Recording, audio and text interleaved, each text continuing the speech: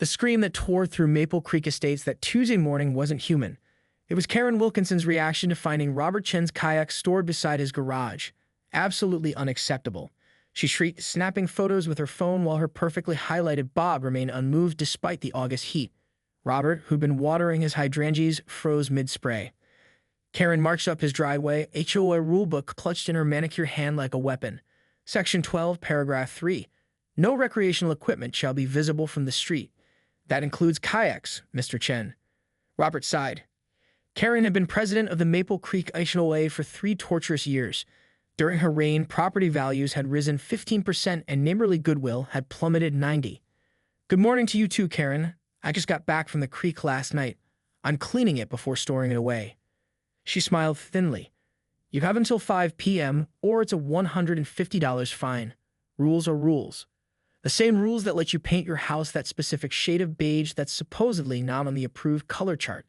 Robert asked, keeping his voice even. Karen's smile vanished. That shade was unanimously approved by the board, a board consisting of you, your husband, and your best friend, Diane. We were democratically elected, Karen said, turning on her heel. 5 p.m., Mr. Chen. Robert watched her stride toward her next target, likely Ellie Patel's wind chimes or the Rodriguez family's basketball hoop. He knew better than to argue. As a hydrologist who moved to Maple Creek Estates specifically for the beautiful natural waterway running behind his property, Robert had tried reasoning with Karen before. It never worked, especially not since he voiced concerns at the last HOA meeting about Karen's pet project, the beautification initiative for the creek.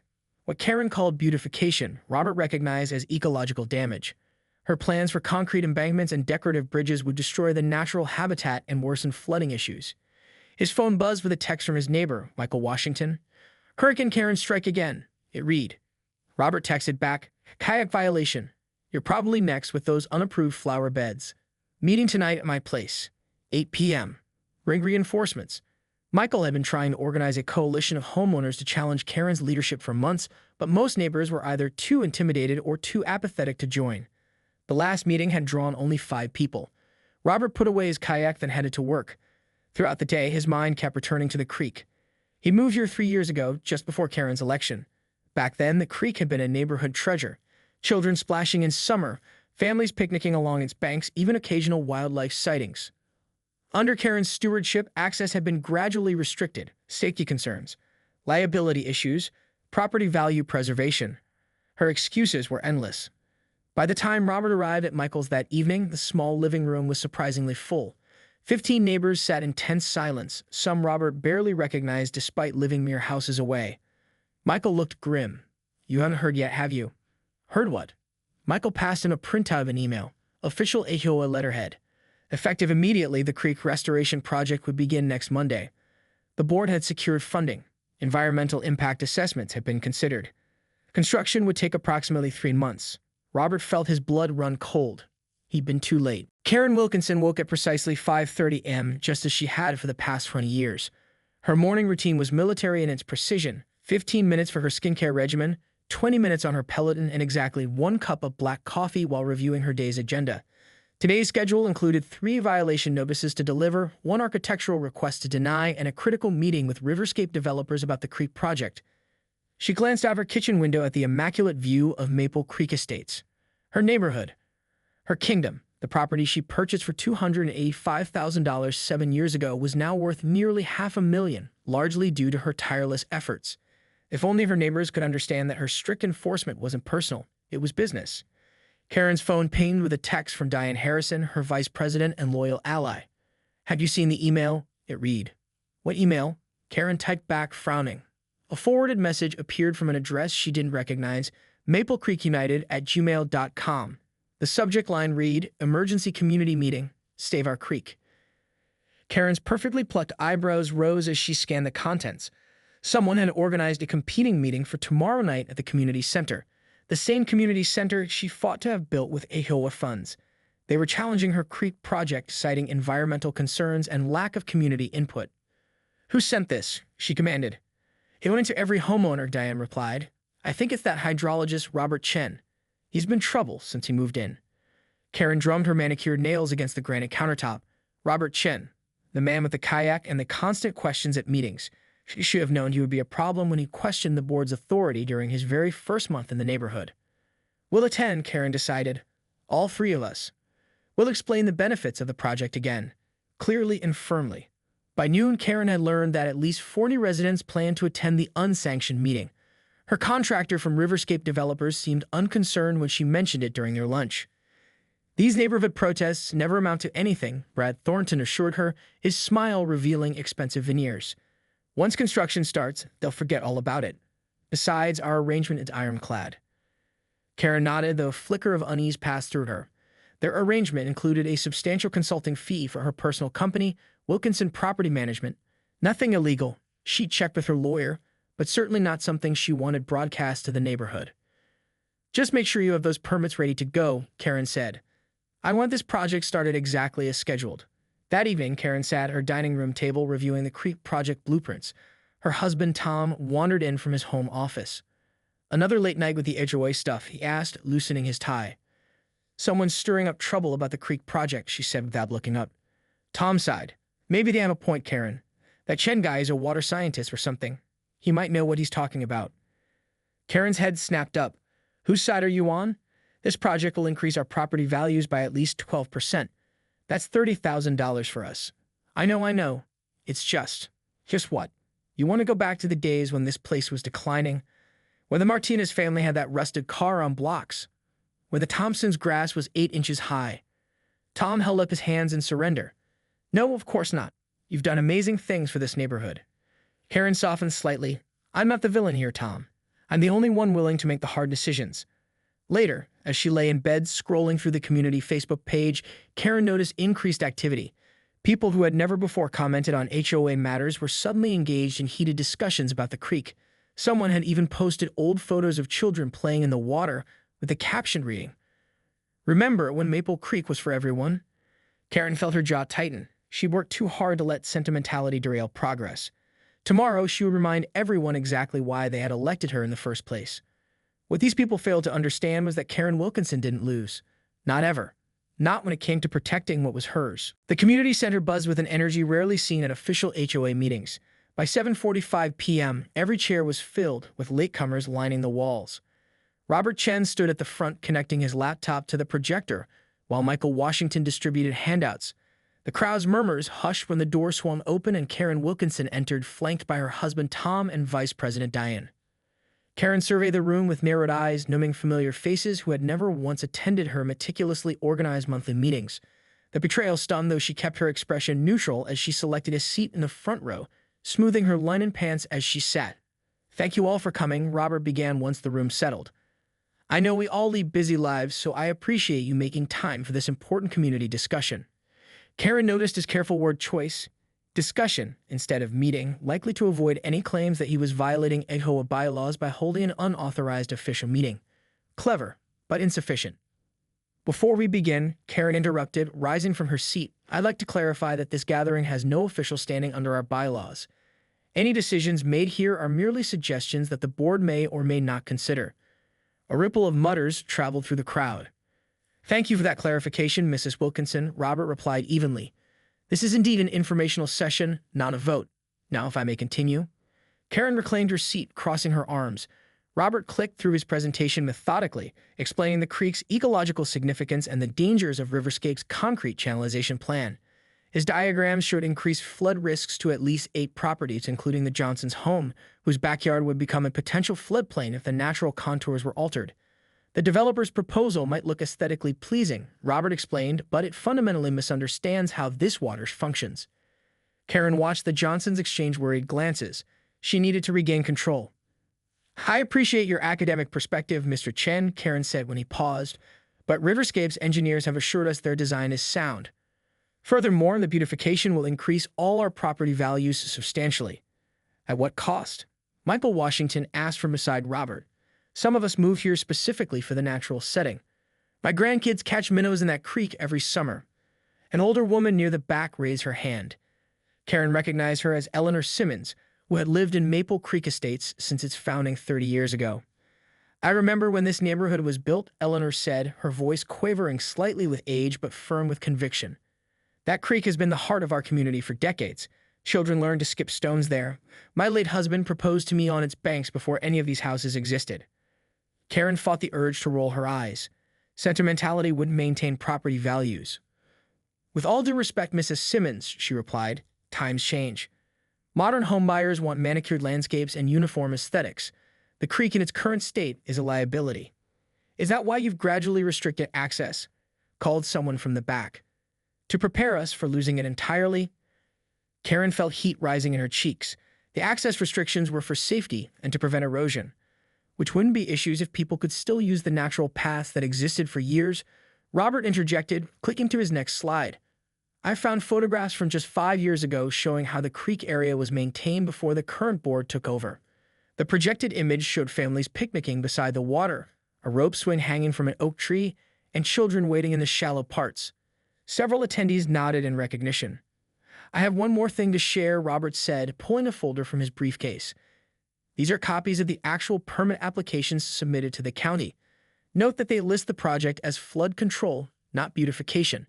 This categorization circumvents several environmental reviews that would otherwise be required. Karen's stomach tightened.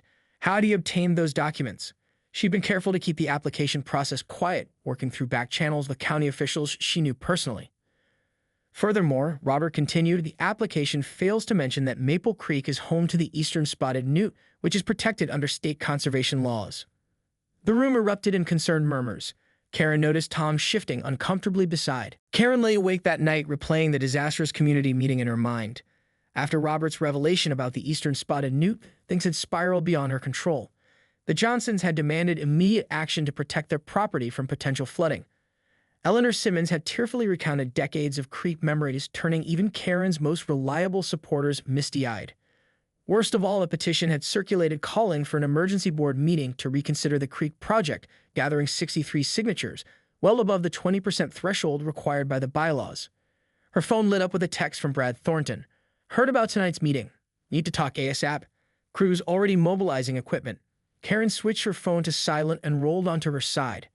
Next to her, Tom snored softly, having gone straight to bed without their usual nighttime discussion of HOA matters. His silence spoke volumes. Morning arrived with a pounding headache and 3 urgent voicemails from Brad. Karen deleted them without listening. She needed to think, to strategize. The emergency board meeting was scheduled for Friday evening, just 2 days away. Construction was set to begin Monday. She still had time to salvage this situation. Karen spent the morning in her home office, reviewing the HOA bylaws and consulting with the association's attorney. By noon, she had a plan. The bylaws allowed the board to proceed with pre-approved projects despite community objections if delay would result in significant financial penalties. The contract with Riverscape included a steep cancellation fee, a clause Karen had insisted on to prevent exactly this kind of last-minute reversal. She called an emergency meeting with Diane and Tom for lunch. We simply explained that canceling would cost each homeowner an additional assessment of nearly $800. Karen explained, spreading documents across her dining room table. No one will vote against the project once they understand the financial implications. Diane nodded enthusiastically, but Tom stared at his untouched sandwich. What is it? Karen demanded. I looked into what Chen said about the newts, Tom said quietly. He's right. They're protected. If the county environmental office gets involved, we could face fines far exceeding the cancellation fee. Karen felt a flare of betrayal. So you've been investigating behind my back? I'm the HOA treasurer, Karen.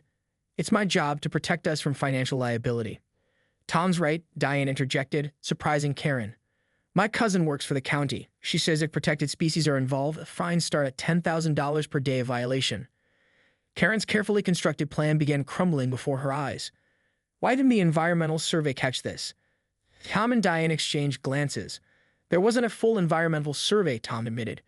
The board waived on your recommendation, remember? To save costs. Karen remembered perfectly well. She'd convinced them it was unnecessary bureaucracy. What she hadn't mentioned was Brad's insistence that a full survey would delay the project by months. Fine, Karen snapped, gathering her papers. I need to speak with Brad. We'll reconvene tomorrow. Brad Thornton's sleek Audi was already in the Riverscape developer's parking lot when Karen arrived. His usual charming demeanor had vanished, replaced by barely contained panic. This is a disaster, he hissed after closing his office door. We've already purchased materials, scheduled subcontractors. My investors will have my head if this project falls through. I'm handling it, Karen assured him, though her confidence was wavering. What about the newts? Did you know about them? Brad avoided her eyes. It may have come up in preliminary discussions, but they're just glorified salamanders, Karen. Nobody really cares. Apparently my entire neighborhood cares, Karen replied icily, and the state conservation department will care even more. Look, Brad leaned forward, lowering his voice. Your consulting fee, we could increase it significantly. Enough to cover any potential HOA cancellation costs. Karen stared at him, the implication hanging in the air between them. She'd always justified her consulting arrangement as fair compensation for her expertise in property management. This felt different.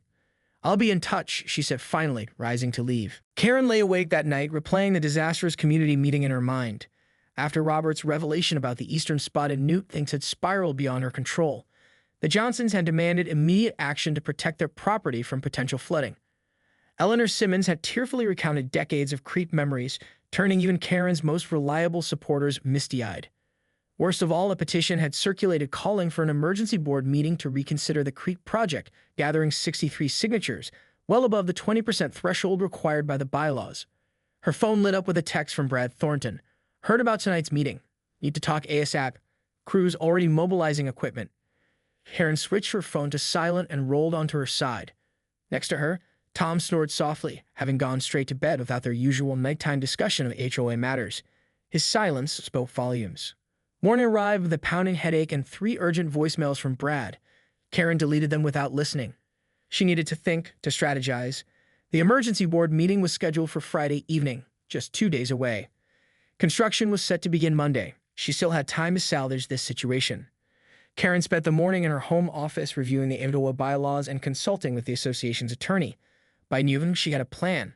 The bylaws allowed the board to proceed with pre-approved projects despite community objections if delay would result in significant financial penalties.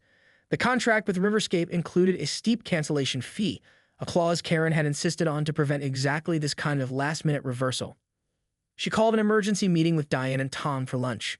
We simply explained that canceling would cost each homeowner an additional assessment of nearly $800, Karen explained, spreading documents across her dining room table. No one will vote against the project once they understand the financial implications. Diane nodded enthusiastically, but Tom stared at his untouched sandwich. What is it? Karen demanded. I looked into what Chen said about the newts. Tom said quietly, he's right. They're protected. If the county environmental office gets involved, we could face fines far exceeding the cancellation fee. Karen felt a flare of betrayal. So you've been investigating behind my back? I'm the HOA treasurer, Karen. It's my job to protect us from financial liability. Tom's right, Diane interjected, surprising Karen. My cousin works for the county. She says if protected species are involved, the fines start at $10,000 per day of violation. Karen's carefully constructed plan began crumbling before her eyes. Why didn't the environmental survey catch this? Tom and Diane exchanged glances. There wasn't a full environmental survey, Tom admitted. The board waived on your recommendation, remember? To save costs. Karen remembered perfectly well. She convinced them it was unnecessary bureaucracy. What she hadn't mentioned was Brad's insistence that a full survey would delay the project by months. Fine, Karen snapped, gathering her papers. I need to speak with Brad. We'll reconvene tomorrow. Brad Thornton's sleek Audi was already in the Riverscape developer's parking lot when Karen arrived. His usual charming demeanor had vanished, replaced by barely contained panic. This is a disaster, he hissed after closing his office door. We've already purchased materials, scheduled subcontractors. My investors will have my head if this project falls through. I'm handling it, Karen assured him, though her confidence was wavering. What about the newts? Did you know about them? Brad avoided her eyes. It may have come up in preliminary discussions, but they're just glorified salamanders, Karen. Nobody really cares. Apparently my entire neighborhood cares, Karen replied icily, and the state conservation department will care even more. Look, Brad leaned forward, lowering his voice. Your consulting fee. We could increase it significantly. Enough to cover any potential HOA cancellation costs. Karen stared at him, the implication hanging in the air between them. She'd always justified her consulting arrangement as fair compensation for her expertise in property management. This felt different. The results were devastating for Karen. 78 votes to cancel the Riverscape contract. 65 votes of no confidence in her leadership. Only 3 votes in her favor, herself, Diane, and a homeowner Karen suspected had confused the voting process. The community had spoken with resounding clarity. The motion carries, Karen announced, her voice hollow as she followed the procedural rules she had once wielded so effectively. The contract with Riverscape developers will be terminated, and she paused, swallowing hard. And I will resign as board president effective immediately. A stunned silence fell over the room. Despite the overwhelming vote against her, few had expected Karen Wilkinson to surrender so readily. Robert Chen caught her eye from across the room, his expression not triumphant but oddly respectful. In accordance with the bylaws, Karen continued mechanically, Vice President Harrison will serve as interim president until special elections and be held next month. Karen gathered her belongings, her movements precise and controlled despite the chaos in her mind. Tom reached for her arm as she passed his chair, but she pulled away. She couldn't face him now, not with the weight of public humiliation pressing down on her. The meeting continued behind her as she pushed through the double doors into the cool evening air. Discussion of Robert's community restoration proposal filled the room with enthusiastic voices. No one followed Karen as she walked to her car, her heels clicking sharply against the asphalt. The weekend passed in a fog of disbelief. Karen ignored calls from Diane, deleted emails from the HOA, and rebuffed Tom's attempts at conversation. On Saturday afternoon, she received a furious call from Brad Thornton, threatening legal action against both the HOA and her personally. She hung up without responding. By Monday morning, Karen had worked through shock and arrived at anger. She dressed meticulously in her favorite power suit and pearls, applied her makeup with precision, and drove to the creek access point where activity would surely be underway. Instead of Riverscape's heavy equipment, she found a dozen neighbors in work clothes, clearing invasive plants under Robert's direction. Colorful flags marked what appeared to be natural access paths. University students with clipboards conducted what appeared to be a proper environmental survey. Karen parked and approached the group chin high. Conversations faltered as neighbors noticed her, but Robert walked over immediately, work gloves in hand. Mrs. Wilkinson, he greeted her with none of the animosity she expected. I'm glad you're here. Karen eyed the activity skeptically. This is your grand restoration plan? Weekend volunteers pulling weeds. Phase 1, Robert explained. We're documenting existing conditions and removing non-native species that have been choking the creek banks. The university's environmental science department is partnering with us to ensure we're following best practices. Karen glanced at the students.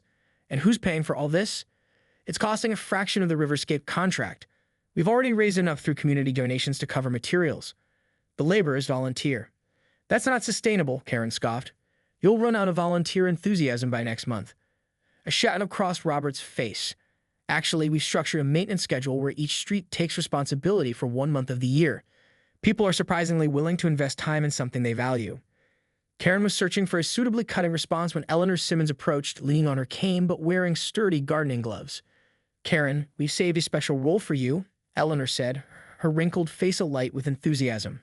We need someone to coordinate with the county on permits and regulations. No one understands the bureaucratic process better than you. Karen stared at the elderly woman in disbelief. You want my help, after what happened? You made a mistake, Eleanor said simply. We all do. But you care about this community that's never been in question. You just showed it differently than some of us would have preferred. Karen looked around the creek bank. Tom was there working alongside Michael Washington to remove debris from the water. He paused when he caught her eye, offering a tentative smile. I don't know, Karen said, her voice uncharacteristically uncertain. Just think about it, Robert said. In the meantime, if you're here, we could use help documenting the new habitats. Your attention to detail would be invaluable.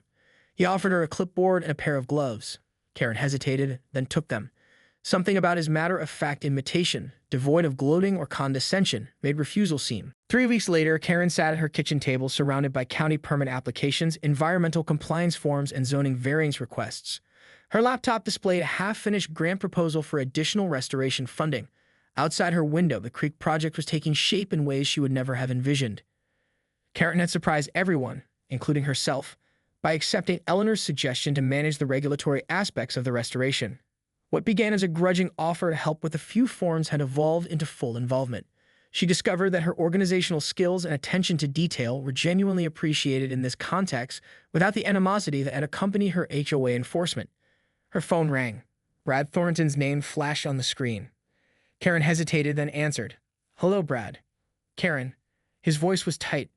The county rejected our revised application for the Miller Creek Estates project. They cited community environmental concerns and suggested we consult with local conservation groups before resubmitting. Karen suppressed a smile. Miller Creek was one town over, another community where Riverscape had planned a similar concrete channelization. That's unfortunate, she replied neutrally. Don't play innocent. We both know what's happening. Brad's voice hardened. Our sources say you've been talking to their HOA, sharing documents, encouraging resistance. Karen hadn't expected him to discover her communications with the neighboring community quite so quickly. After seeing Riverscape's pattern of targeting natural waterways in residential areas, she had indeed reached out to warn them. I simply shared public information about protected species habitats, Karen said. Transparency is important in community development. Brad's laugh was bitter. You've cost us millions, Karen. You understand we can't let that go. Are you threatening me? Consider it a professional courtesy. We're preparing legal action against you personally for tortious interference with our business relationships. Your homeowner's insurance won't cover those legal fees. Karen's heart raced, but her voice remained steady. Before you proceed, you might want to review your permit applications for all your creek projects. The county environmental commissioner, who happens to be a friend of Eleanor Simmons, is very interested in how often protected species were omitted from your environmental impact statements. Silence stretched between them. This isn't over, Brad finally said. No, it's not, Karen agreed, then added, but I suggest we both consider how much public scrutiny we want to invite. Good day, Brad. She hung up, hands trembling slightly. The threat was real, but Karen had spent a lifetime studying rules and consequences. She knew exactly how vulnerable Riverscape's practices were to regulatory examination. Karen glanced at the time, nearly noon. The community was gathering at the creek for their weekly work session and picnic. These informal gatherings had become surprisingly popular, drawing residents who had never participated in official HOA events. She hadn't intended to attend today, planning to focus on her grant proposal. But now, with Brad's threats echoing in her mind, Karen felt a sudden need for company. When she arrived at the creek, the transformation was remarkable. Native plants lined the restored banks. Natural stone steps provided access points that prevented erosion. A small wooden platform extended slightly over the water, allowing children to safely observe the aquatic life. Karen. Michael Washington waved from where he was installing a descriptive sign about the eastern spotted newt. Perfect timing. We need your input on the educational materials. Before she could respond, children rushed past, laughing as they carefully navigated the stone steps toward the observation platform. Slow down, called Maria Rodriguez, who had once received 3 violation notices from Karen for unauthorized yard decorations. Now she was coordinating the family activity schedule for the creek. Karen reviewed the draft educational signs, making precise corrections to the text and suggesting more durable materials for the outdoor installation. Eleanor joined them, proudly showing Karen photos of a newt family that had been documented in the protected area. Have you seen Robert? Karen asked, realizing she hadn't spotted him among the volunteers. He's meeting with the county waters management team, Eleanor explained. They're so impressed with our community model that they're considering implementing similar. 6 months later, on a perfect Saturday morning in early spring, Karen stood at the edge of Maple Creek, clipboard in hand. She was conducting the quarterly inspection she had implemented as part of the creek management plan. The restoration had flourished beyond anyone's expectations. Native wildflowers dotted the banks with splashes of color. Fish darted through the clear water. A family of eastern spotted newts had established a thriving colony in the protected area upstream. Karen checked items off her meticulous list, noting minor maintenance needs for the next volunteer workday. The regulatory framework she had designed, combining community stewardship with county resources, had become a model for 3 neighboring developments facing similar developer pressures. Careful documentation as always, Robert observed, joining her by the water's edge.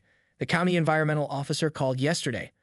They're using your maintenance schedule as a template for their new community waters program. Karen nodded, allowing herself a small smile of satisfaction. The quarterly inspection system ensures consistent oversight without overburdening any single volunteer group. Exactly what I told him, Robert agreed.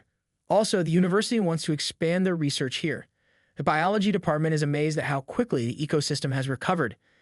In the distance, Karen could see children playing on the natural playground that had been incorporated into the restoration design. The space balanced recreation with conservation in ways her former rigid approach never would have permitted. Karen, called Eleanor Simmons, who was hosting a group of visitors from Miller Creek Estates, the neighboring community that had successfully fought off their own riverscape development. Could you explain how you structured the county permit process? Karen excused herself from Robert and joined Eleanor's group. As she outlined the regulatory approach she had crafted, Karen noticed several visitors taking detailed notes. Word had spread about Maple Creek's success, and Karen had found herself in the unexpected position of community preservation consultant. The key is understanding that regulations exist to be navigated, not circumvented, Karen explained to the attentive group. By proactively addressing county concerns about erosion control and habitat protection, we actually secured more flexibility for community access features. After answering their questions, Karen checked her watch, nearly time for the special HOA meeting scheduled for that afternoon. Unlike the tense, formal affairs she had once presided over, today's gathering had the atmosphere of a celebration. Tables had been set up near the creek, laden with potluck dishes brought by residents. Tom approached carrying 2 glasses of lemonade, ready for the big reveal. Karen accepted the drink, her expression betraying a rare hint of nervousness. As ready as I'll be. The past 6 months had transformed not just the creek, but the entire community dynamic. Karen's legal standoff with Riverscape had ended in a mutual non-disclosure agreement after the developer realized how much environmental documentation Karen had compiled. The experience had shifted her focus from rigid enforcement to strategic protection. "Everyone's here," Michael announced, nodding toward the gathering crowd. Nearly every household in Maple Creek Estates was represented, a level of participation Karen had never achieved during her presidency despite mandatory attendance policies. Robert called for attention, standing beside a large covered display board. "Before we reveal the results of our community project, I want to acknowledge the person who made today possible, though not in the way any of us expected." He smiled at Karen. "When Karen Wilkinson first initiated the Creek Project, it united our community in opposition. But her subsequent involvement united us in purpose.